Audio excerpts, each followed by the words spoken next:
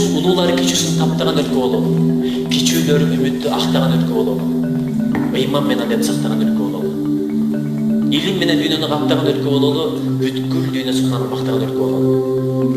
Берген сөзгө туралы, кичүүдөрдү азаттай улуулар туугалы. Америкада акчасы көп, Россияда танкасы көп, Кытайда заводу көп, Японияда роботу көп. Экономика, финансы, державасы болбосок дагы биз кыргызстандыктар түкүрбөй, акырбай, сөгүнбөй, мактанбай, кичинейдеп, улуулук мактап, кичүүнү заттап, адептин, ыймандын, билимдин державасын куралы.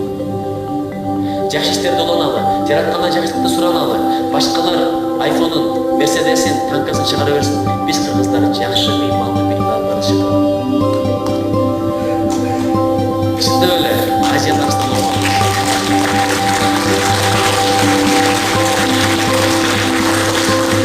чындап эжекебиз дагы ыраазы болуп атат жаштардын эмилгесине.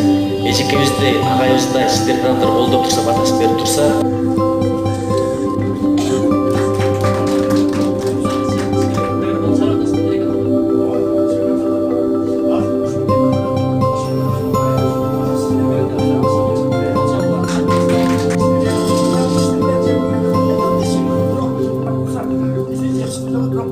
рухий азык деген бул табылбаган нерсе. Бизге азыр эң жетпей аткан нерсе ушул болуп атат сизге. Мынакей, мына агай туура. Сөйлөйдү да оян. Сөйлөйдү десем сиз бармак көтөрө аласыз. Айрым гана авторга барып, мына бирөккөн өзүнүн чарысын берип алаңызга ынатып, өзүңүз бирөөнү кармап, анан өзүңүз жөнүндө ачык отуруп деле турсаңыз. Интернеттен көрүп калган.